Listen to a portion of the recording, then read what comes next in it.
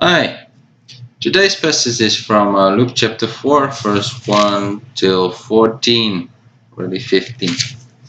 That is where Satan is being tempted. Let me just start a little bit before that so I can give you perspective. In verse chapter 3, verse 21 and 22, Jesus was baptized by John, and God the Father says, "You are my beloved Son, and you are well pleased." And then in 23 it says, "Now Jesus himself began his ministry at about 30 years of age, being as was supposed the son of Joseph, the son of Jelly." Now in chapter 4, we see that it says here, "Then Jesus, being filled with the Holy Spirit, returned from the Jordan and was led by the Spirit into the wilderness." And then he gets tempted by the devil, and he stands. And then we see in verse 13, "Now when the devil had ended every temptation, he departed from him until the opportune time." 14, "Then Jesus returned in the power of the Spirit to Galilee, and news of him went out through all the surrounding region. And he taught in the synagogues, being glorified by all." Now what's the lesson that we can see here? We see Jesus got baptized, and he makes up his mind to start his ministry. It says 23. Yeah, he was 30 years old. He starts his ministry. Now, when he makes up his mind, he goes and pray. He goes and fast. And during his beginning time, 40 days here, he gets tempted and he has to learn to overcome. Now, what does this mean for us today? We see as Jesus overcoming in verse 14 and 15, it says there he has power. So through his struggles, he's become stronger and he is empowered, and then his work, his ministry starts taking off. Now, what does it mean for us practically? When you make up your mind to do something, it can be a business, it can be a goal that you would like to achieve. For example, people would like to lose weight or get fit. Now, what happens? I can guarantee you, especially the first few weeks, are you going to be tempted? You want to give up? All kind of problems are going to come your way. Now, when you learn and when you overcome these problems, they are just part of making you grow.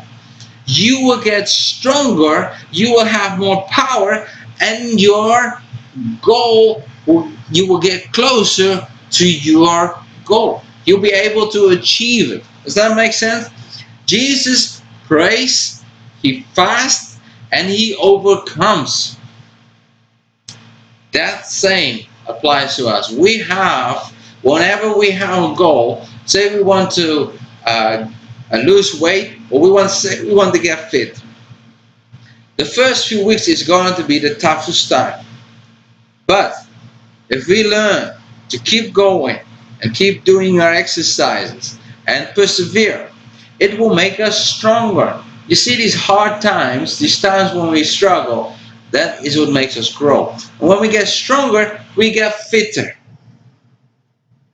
And that means we can go to the next step. We will be empowered. And maybe we can start doing races. We can start competing. We'll be able to do more in our area because we've overcome the first struggles. As we overcome our struggles, we get stronger and stronger. So we see how to overcome our struggles.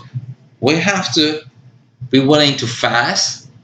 We have to be willing to pray.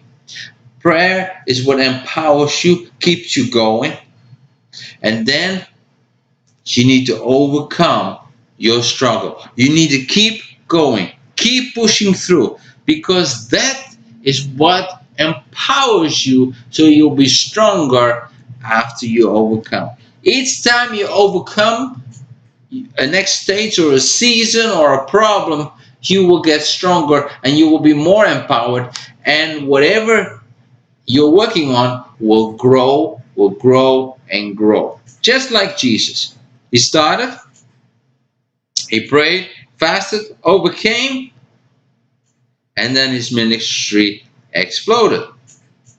The same is if you have a goal and you've decided you want to do something, make prayer part of it.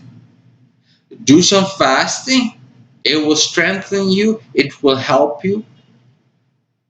And then continue going on. You see, prayer is the foundation of everything. Without prayer, without God's strength, you will not be able to overcome. When you make your devotional a part of your life, you will be an overcomer. But if you keep skipping devotions, you will never be able to be a person that stands on a rock.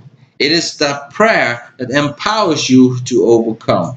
It's that relationship with God that empowers you to overcome. In your daily life, make prayer a part of your life. And then, before you know it, you will overcome your first struggle.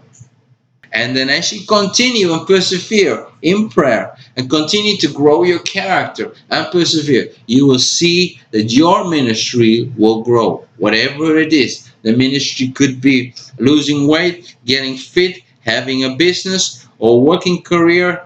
It doesn't matter what it is, but the principle is build up a relationship with God, seek Him in prayer, and now and again apply fasting in your life. And then as you continue to grow in character and overcome your problems and face your problems and overcome them with God, your ministry will grow. Thank you for listening, and I hope this message bless you. God bless. Until next time.